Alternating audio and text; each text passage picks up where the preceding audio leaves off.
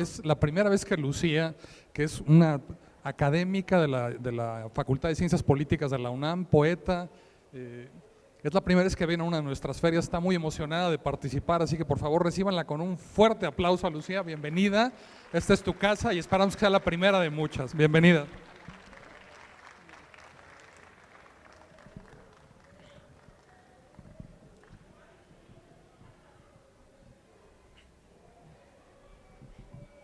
Bien, un placer de verdad estar en esta feria del libro, en una tarde que ya bajó tantito el calor, además, porque hace rato no hubiéramos aguantado, yo creo, nada. Pero bueno, ya estamos aquí y yo creo que lo que podemos reflexionar esta tarde es la importancia, la trascendencia que tiene el periodismo, que es uno de mis temas favoritos, consentidos. Yo doy clases de periodismo en la Facultad de Ciencias Políticas de la UNAM hace como 200 años más o menos, entonces pues ya es alguna experiencia la que hay por ahí. Entonces es un lujo que les pueda contar alguna de mis experiencias. Hay una materia que imparto que se llama la historia como reportaje. Por supuesto, la historia es un elemento en el cual todos los periodistas se apoyan y todos los periodistas se apoyan en la historia. Aquí, si yo les contara que de pronto un domingo alguien ve una revista y empieza a leer su propia historia y dice, esta es la historia de la niña que es mi hija, y entonces ya sé en dónde está, voy a tener que decirle la verdad de su origen. Es mi hija no biológica y aparece esta historia en la revista Día 7, una revista que a lo mejor alguno de ustedes recuerda del periódico El Universal. En esa revista que salía todos los domingos, que de hecho tenía muchísimas cosas interesantes, aparece ese momento mágico con un reportaje extraordinario, con una portada pues sin mucha pena y sin mucha gloria de una cantante, actriz, modelo, lo que haya sido. Pero adentro venía un trabajo memorable de un reportero que se llama Jorge González Torres. Y venían estas dos fotos de dos bebés, una niña y un niño, que dice, ¿dónde están? Entonces uno se pregunta, ¿dónde están quiénes, no? Y si uno empieza a leer, dice, si viven, Aleida y Lucio Antonio tienen hoy entre 28 y 30 años de edad. Si murieron, nadie sabe en dónde están sus cuerpos. Eran unos niños cuando desaparecieron, junto con su mamá, papá y un tío. Hay evidencias que apuntan al gobierno. Como sea, Quirina Cruz, la abuela, lo sigue esperando. Entonces, uno se lee con mucha avidez este trabajo y decimos, bueno, ¿quiénes son esos niños? Y vamos leyendo y enterándonos que es un proceso de los años 70, que como decía aquí el colega que me antecedió, fue la guerra sucia, una de las peores guerras sucias del país, en la Ciudad de México durante el gobierno de, empezó con Díaz Ordaz y siguió con Echeverría y todavía continuó con López Portillo. Entonces, pues la abuela cuenta que, imagínense lo que es, ojo, hoy en día hay muchos desaparecidos políticos, desaparecidos, pero no son por motivos políticos, el 99%. Pero todos los que desaparecían en los años 70 eran por una actividad política al margen de lo oficial. Entonces, era una vivencia en aras de un ideal de tener un país mejor que el que en ese momento se tenía. Entonces, estos chavos, los hijos de Quirina, la esposa de Roberto Gallangos, tuvieron 2 bebés y desaparecen a los 5. Imagínense lo que es para una madre, de pronto le desaparecen 2 hijos, a la nuera y 2 nietos. Además, nietos bebés. Entonces, parece de verdad de película, pero como decía Dostoyevsky, el gran escritor ruso, La historia, por supuesto, tiene que ver con la realidad y la realidad supera la fantasía. Así que pasan 15 días de este reportaje en donde nos enteramos del horror de toda esa familia y a los 15 días viene otra revista maravillosa, un número memorable que yo por fortuna los conservo, son parte de mi acervo. Me da mucho miedo sacarlo siempre porque se consigue en la hemeroteca, pero este es mi hemeroteca personal. Y a la semana siguiente, a diferencia de una portada como esta, aparece esta portada y se llama El regreso de Aleida. ¿Y qué sucedió? Que apareció la nieta. Y si ustedes tienen idea, se acuerdan, los años 70 fueron una década brutal de dictaduras en toda América Latina, en Bolivia, en Argentina, en Chile. Aquí en México tuvimos muchísimos exiliados que venían salvando la vida, literalmente. Y a muchísimos los desaparecieron a los hijos, y a veces cuando alguna de las mujeres que detenían estaba embarazada, se esperaban a que naciera el bebé, a ella la mataban y al niño lo daban en adopción, pero en adopción con los mismos militares. Entonces, eso a mí se me hace de horror absoluto. Pero pues en México también pasaba. Y el único caso documentado hasta el momento es el de Aleida y Lucio Antonio, su hermano. Hay una historia bellísima ahí porque le dicen un día a la familia adoptiva, si un día necesitamos decirle a Luz Elba, que fue su nombre nuevo, quién es o cuál es su origen, hay una respuesta que va a ser la verdad. ¿Por qué sus papás le pusieron Aleida? Y la respuesta es, porque así se llamaba la hija del Che Guevara.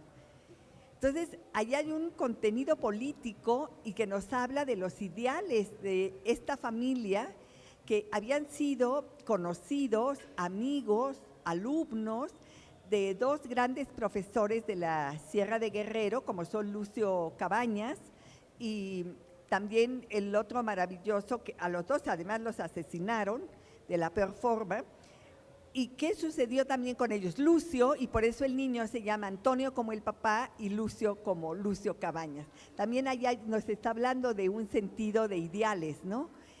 ¿Y qué sucede cuando se encuentran, detienen en el aeropuerto, una familiar le dice, tú, Lucelva, en realidad te llamas Aleida, porque así se llamaba la hija del Che Guevara, y ahora se encontró a tu familia. Y entonces, imagínense lo que significaría para cualquiera de nosotros que hoy nos dijeran en la mañana, ¿sabes qué? Tú no eres Juan, te llamas Rodolfo y tus padres no son los que has tenido 28 años. Pues entramos en shock, ¿no? Decimos, a ver, barajéamela más despacio. Pero aquí en este trabajo periodístico, el reportero se da la tarea de ir a buscar otra vez a Quirina, de conseguir fotografías de toda la infancia de Luz Elba con su familia adoptiva y después de la Aleida de hoy en día. Aquí hay un fenómeno que a mí me encanta, porque Aleida, a pesar de que se le movió el tapete, como decimos de manera coloquial, a pesar de que fue una locura su vida de un día para otro, que como también de manera coloquial decimos, le voltearon la tortilla, Aleida dice, voy a conocer a mi abuela ya. Y dos, voy a hacer lo imposible por encontrar a mi hermano. Y empieza el encuentro con la abuela y justo la fotografía, la portada de la revista se llama Vuelve Aleida. Y es el encuentro con la abuela Quirina después de casi 30 años y la abuela está que no puede, que no concibe que sea real tanta belleza, de volver a ver los ojos de la niña, de volver a saber algo de ella. Hay una foto muy enternecedora en interiores, en donde le organizan una comida cuando Aleida llega a conocer a la abuela en Morelos, por una serie de cosas se dio en Morelos la comida, y aquí aparece una escena ojalá la alcancen a ver si no brilla mucho, en donde le organizan la comida y están comiendo la comida de fiesta, arroz, mole, pollo, porque ese reencuentro con la nieta, a la que no sabía ni siquiera si vivía o moría, que esa es la incertidumbre, ¿no? Como decía Elena Poniatowska, es que un desaparecido se lleva hasta su silencio, un desaparecido político, pues no sabemos si está o no está, y eso es peor, a saber que está enterrado alguien.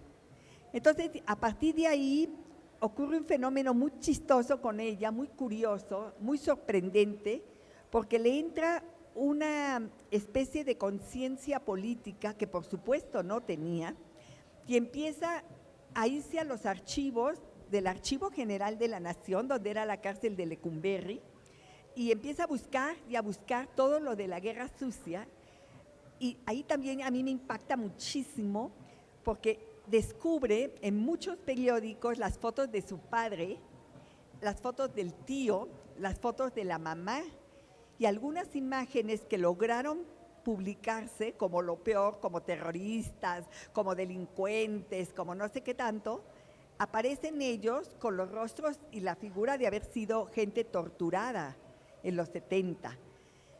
Y dijo ella, pues pase lo que pase, yo voy a investigar a ver si mi hermano vive, paso 1, y si vive, lo voy a ir a buscar a donde esté.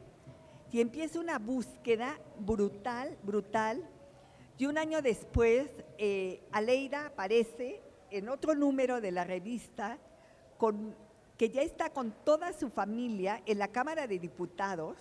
Imagínense la toma de conciencia política de la chava, ¿no?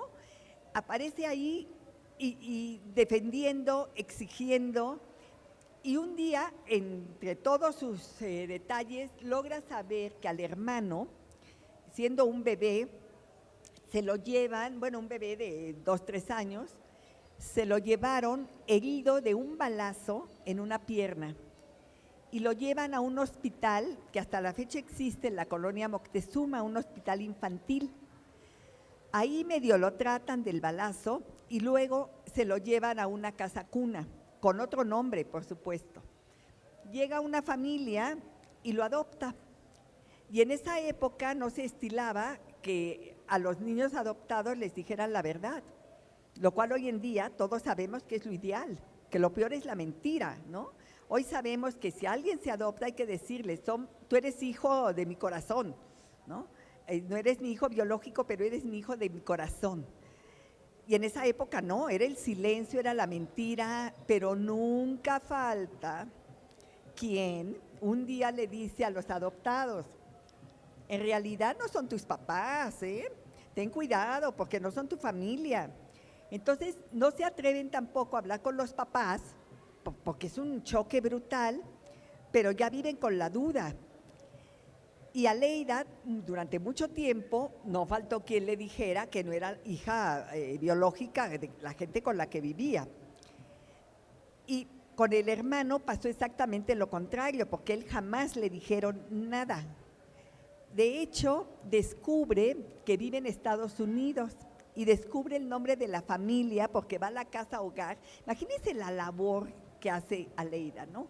El tercer reportaje que aparece en la revista Día 7, porque además le da todo un seguimiento a este acontecimiento histórico que se llama En busca de la verdad.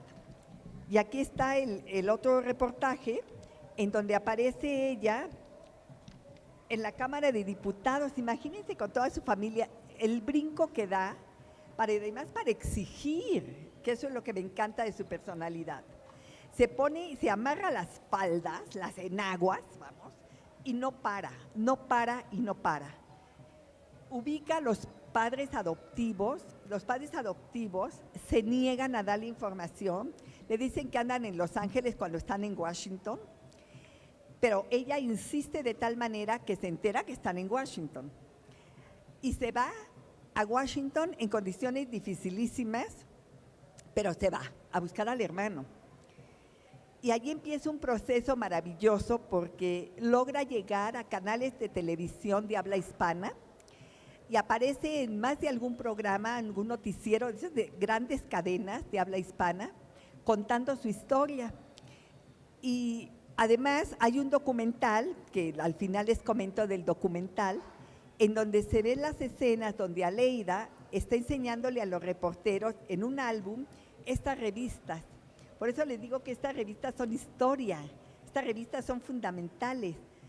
Y les va enseñando, mire, a mis hermanos nos separaron, mis papás no es que no nos quisieran, es que nos separaron por problemas políticos, pero ando buscando a mi hermano, por favor, si tú sabes, si tú ves este programa, si tus papás lo ven, no vengo a pedirte ni a quitarte nada, solo a decirte que soy tu hermana. Bueno, pues pasan otros meses y de pronto aparece otro reportaje en donde ya en la portada viene Julio César Chávez, pero a pesar de que venga el boxeador, hay una cabeza aquí que dice: Juan Carlos aún no sabe que su vida dará un giro. ¿Por qué? Porque ya se entera Aleida que Lucio Antonio se llama Juan Carlos.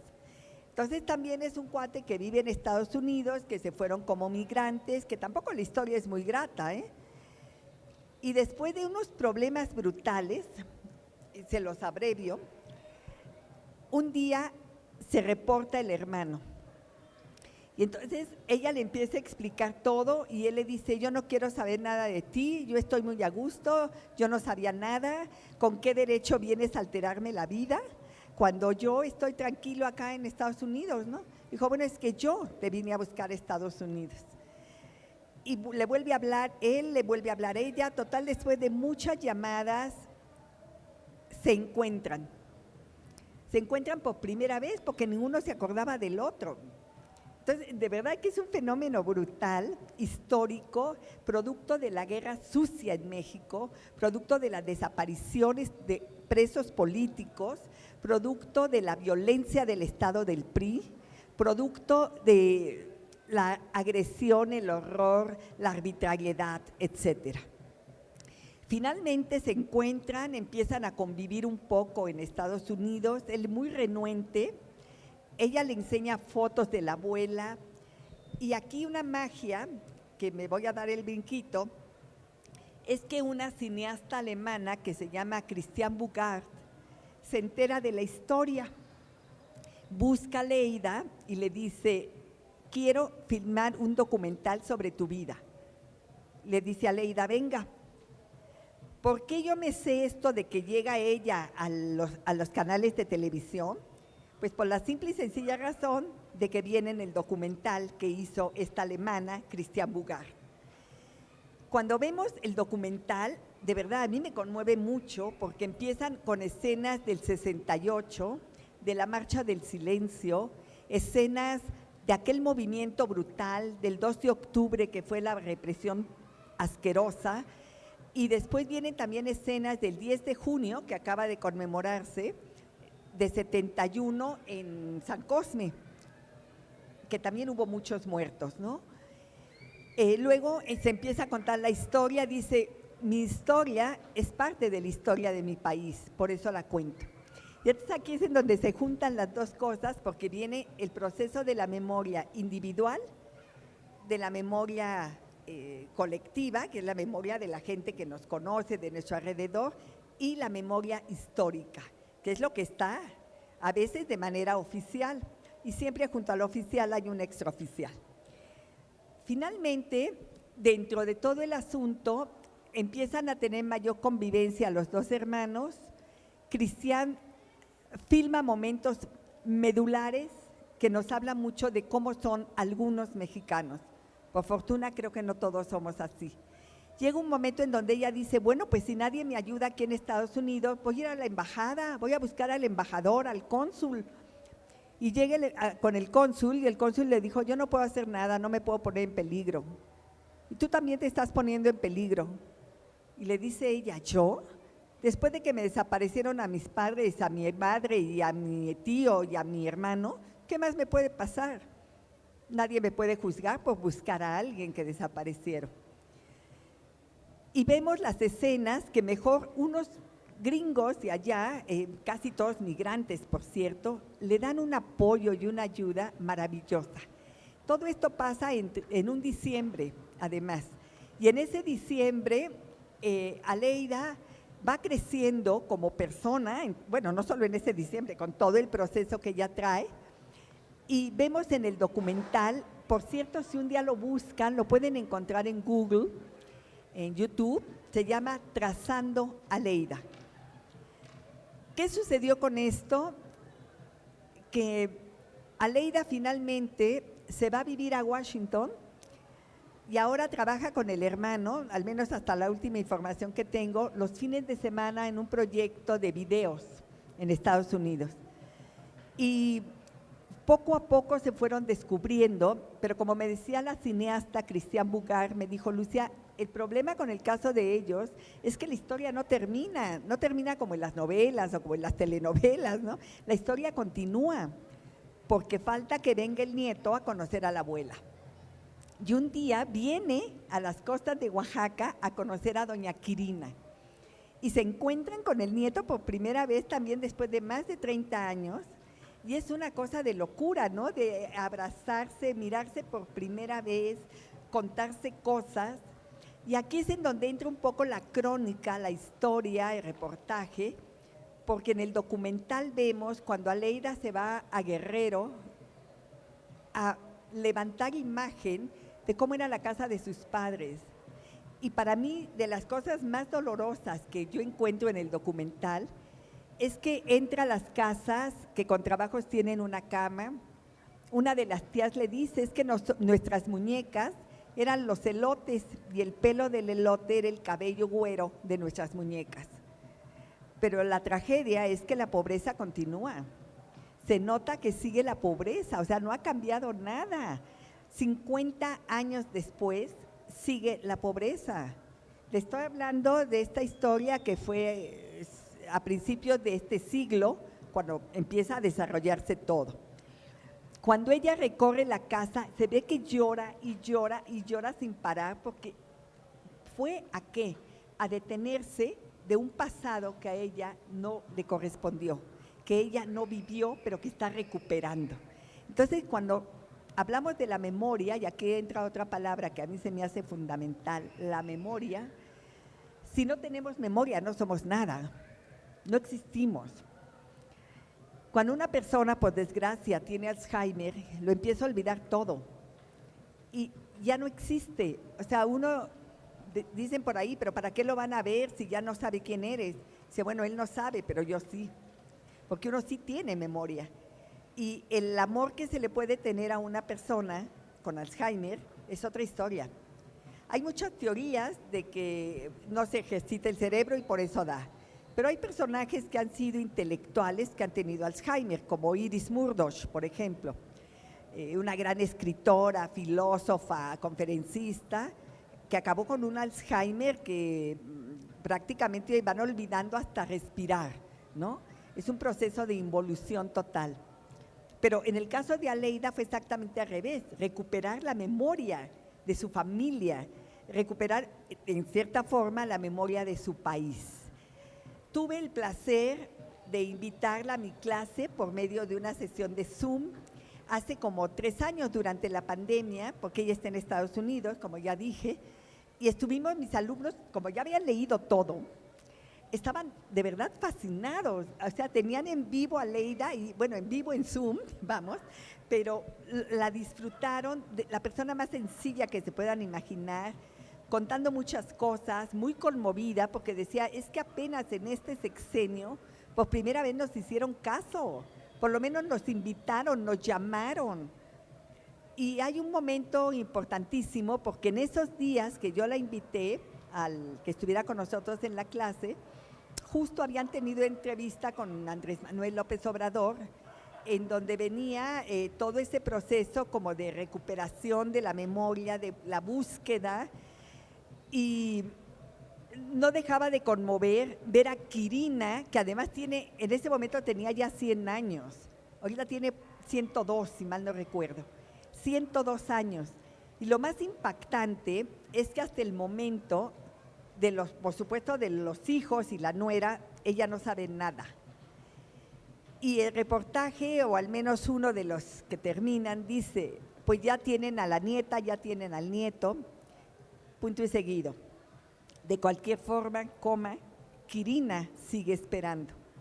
Entonces, cuando yo veo eso, digo, estas sí que son historias de la vida real, de la realidad, o sea, dolorosísimas, y es cuando decimos, para eso sirve el periodismo. El poeta Renato Leduc, que era también periodista, decía, no me acuerdo si ya lo cité al principio, pero que justo el periodismo es la historia de lo inmediato. Y justo fuimos aprehendiendo lo inmediato conforme se iba dando Aleida, que se iba autorrevelando como un mujerón. Yo decía, bueno, ¿qué tamaños de mujer para hacer esto? Así que yo le tengo todo el respeto a su trayectoria. Fui con mis alumnos hace 2 semanas al Archivo General de la Nación a ver las celdas, entre otras cosas, bueno, por muy remodelado que esté, uno se imagina por lo que ha leído, y que ahora ya se le empieza a reconocer a presos políticos, que no es lo mismo ser un preso del orden común, ¿verdad?, sino ser un preso político, es decir, me apresan por mis ideas, por mis ideales. Y ya hay una placa para el escritor José Revueltas, que ya tiene algunos años, hay una para Valentín Campa, el líder comunista por antonomasia, hay una para Demetrio Vallejo, el gran Demetrio Vallejo, el líder ferrocarrilero, maravilloso. Y, en fin, la historia llega un momento en que va absolviendo, y eso estoy convencida, no a todos, pero sí va absolviendo a muchos. Este es un ejemplo, si un día pueden visitar Lecumberri, el Palacio Negro de Lecumberri, hay muchas fotografías antiguas, pueden recuperar e imaginar cómo era Lecumberri. Existe también en muchas películas, que eso no deja de ser interesante, de lugares donde fueron filmadas, ¿no? Y luego también tenemos, que eso a mí me parece muy importante, las referencias. Busquen el documental Trazando Aleida. Yo creo que el nombre no se les va a olvidar. Pues esto es así un panorama general de lo que puede hacer la historia y el periodismo y la crónica y reportaje dentro del periodismo. Espero que alguna historia nueva hayan escuchado. Yo la disfruto mucho de contarla. Muchas gracias.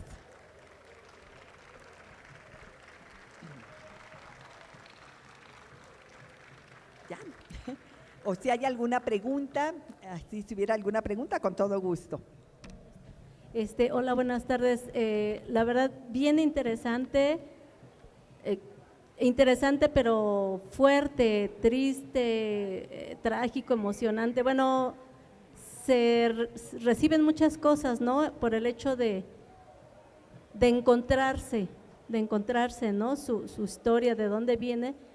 Y la verdad, todo esto sí me hace pensar todos los sentimientos que trae tanto, yo creo que el hermano y Aleida, respecto a las madres y los padres de sus hijas y sus hijos desaparecidos, ¿no? Creo que eso es lo más fuerte y lo más duro, porque no es lo mismo que, no sé, políticamente hay quienes fueron desaparecidos y sí, no dudo que haya ahora, pero creo, por lo que se platica y por un poquito de la historia que conocemos, esos desaparecidos políticos nada más por exigir la verdad, desaparecidos políticos por enfrentarse al poder, ¿no? Y destacar la verdad de lo que pasa, ¿no? De lo que los gobiernos hacen contra el pueblo. Entonces, esas muertes de presos y desaparecidos políticos son muy duras, muy difíciles, y muchas veces a lo mejor no se entiende. Hay gente que igual dice que no le importa nada de la política, pero todo es política, y si no nos comprometemos, aunque sea informarnos lo mínimo, pues esto se repite, ¿verdad? Y ahora también me hace pensar, los otros desaparecidos del narcotráfico o de no sabemos de qué, tantas mujeres, jóvenes que sí han venido cada vez más fuerte, aunque parece que un poquito en este gobierno federal al menos ha detenido un poco, que no se ha acabado, porque como decía hace rato el anterior periodista, no va a ser tan fácil, ¿no? Pero otra vez qué importante es conocer estas historias para también tener esa sensibilidad, ¿no? No porque no me pase a mí, nunca sabe uno qué le puede pasar, ¿no? O a nuestros descendientes, o no sé, a lo mejor también alguien es adoptado y no lo sabe, o si lo sabe, a qué se enfrenta, ¿no? Entonces, pues se agradece mucho este tipo de historias y bueno, pues nada más, ¿no? Muchísimas gracias y ya encontramos trazando a Leida, ya no la vamos a ver al rato, ¿eh? Muchas gracias. No, muchísimas Y gracias. felicidades por todo ese bagaje que nos trajo el día de hoy, aquí a Iztapalapa. Muchas gracias, Gracias. ha sido un placer y gracias por el comentario. Y dijo una frase que es bien importante, ¿no? Tenemos que conocer. Hay una frase famosísima que dice: quien no conoce su historia está condenado a repetirla. O sea, es muy famosa la frase.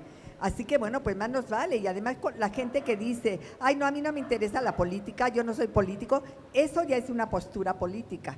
Entonces sí está ejerciendo política, está tomando una postura. Así que no nos podemos escapar. Y sí, es una tragedia, los desaparecidos de los últimos años son otra historia, finalmente, dolorosísima. Yo pienso en las madres buscadoras, ¿sí? Ay, no, bueno, no sé qué siento, que además algunas ya hasta las han matado, ¿no? Entonces eso a mí se me hace brutal, brutal. Hace 2 o 3 semanas mataron a una. Hace un año que estuve en Chihuahua, frente al Palacio de Gobierno, está la placa de la madre de Marisela Escobedo, que por buscar a la hija que le habían asesinado y dejaron libre al asesino, que era el conato de marido, y lo dejan libre. O sea, y después ella, que sigue luchando y se queda con la nieta, la asesinan. Entonces la niña se queda sin madre y sin abuela. O sea, le echaron a perder la vida. O sea, no se vale. No se vale. Pero bueno, el hecho de que uno se vaya metiendo a esto nos da otro sentido y otra formación incluso con la gente que nos rodea, ¿no? Tenemos un poquito más de argumento, de defensa para la discusión, la argumentación. Si hay algo que a mí me enoja mucho de redes sociales, cuando la gente no tiene argumentos, lo primero que hace es insultar. En ese momento se acaba la discusión. No hay. Eres un imbécil. Hasta ahí llegué. No, punto. Eso no es argumento. Muchas gracias por el comentario. Acá hay otra participación, maestra. Con todo gusto. Creo que es muy importante esta reseña que nos hace, porque pues sí pareciera que estamos repitiendo la historia porque no la conocemos, ¿no? Y creo que es muy grave. En efecto, yo pensaba también en los desaparecidos de ahora, ¿no?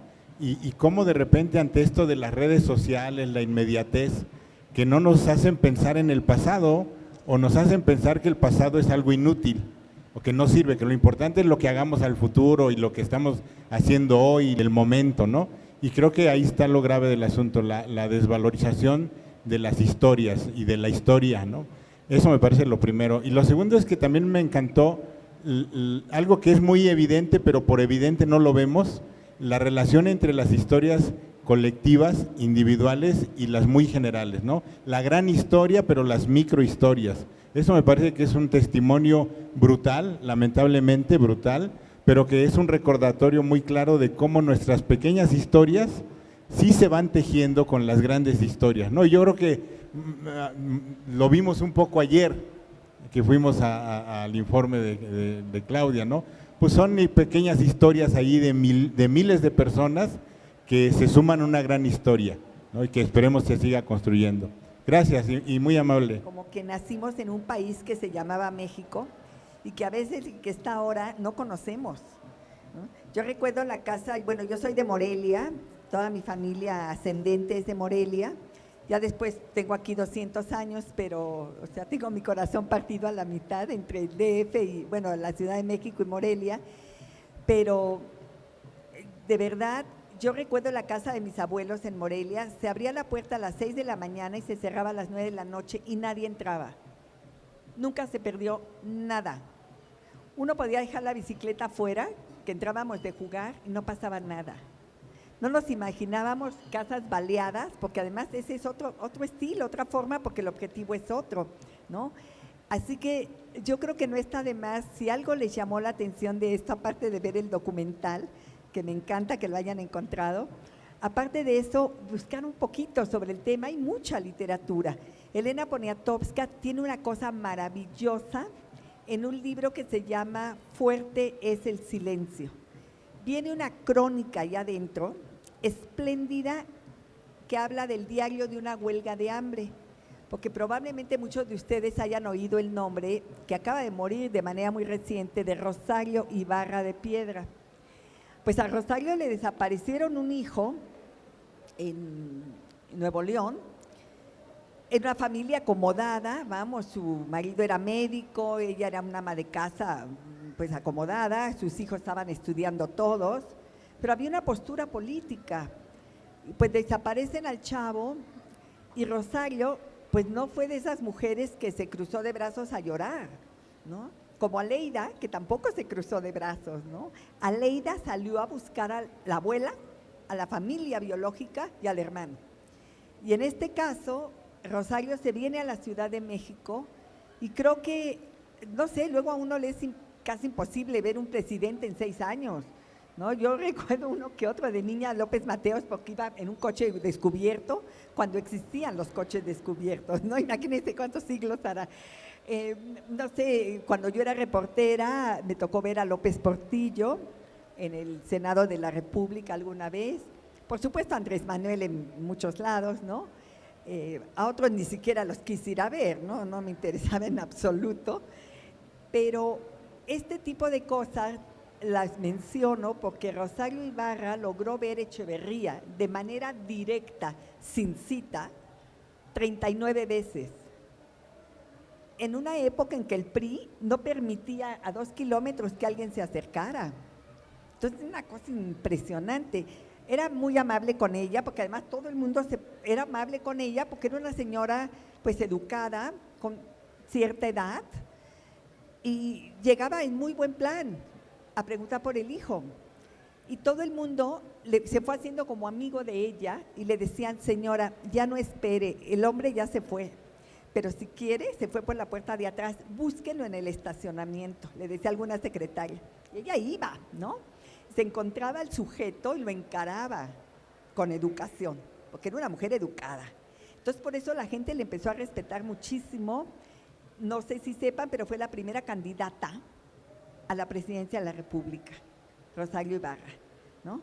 Y como senadora, por supuesto, siempre en la oposición, todo el tiempo traía aquí la foto de su hijo Jesús Ibarra, ¿no? Jesús Piedra Ibarra.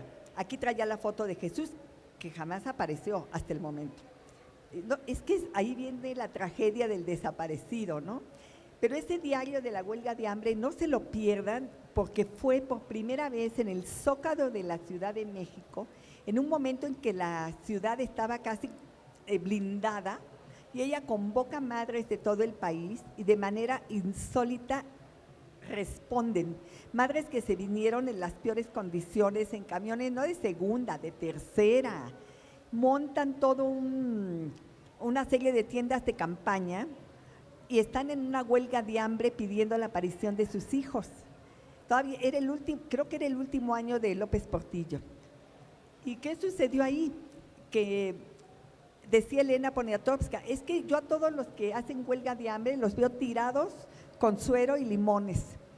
Y Rosario no para, se mete a buscar teléfonos, trae 50 o 100 monedas de 20 centavos, porque por supuesto no había celulares, ¿verdad?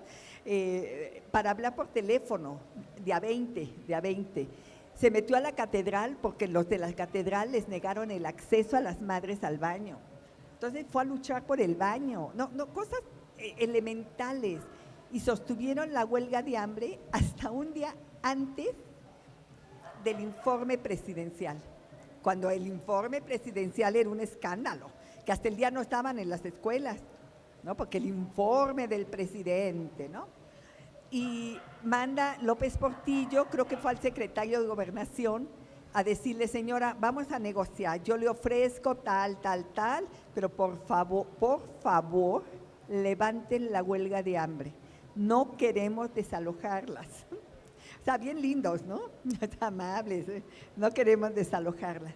Y entonces, lean esa huelga de hambre para que vean la dinámica de Rosario, cómo de ser una ama de casa de clase media alta, empezó a dejar la bolsa y los tacones, empezó a dejar su departamento alquilado en Tlatelolco, se fue a conseguir un departamento pequeñito, luego acabó teniendo uno en la Condesa rentado, que le pusieron Eureka, en donde lo pagaban entre 20 o 30, no volvió a usar tacones, además, insisto, y la labor de ella es histórica, ¿no? Ahí les dejo otra inquietud, para que vean que no nada más me voy de colorín colorado, no, la tragedia es que esto no se ha acabado, pero yo les agradezco mucho su atención. Muchísimas gracias. Muchísimas gracias, maestra Lucía Rivadeneira. Gracias por su participación en este foro aquí en la Feria del Libro de Iztapalapa.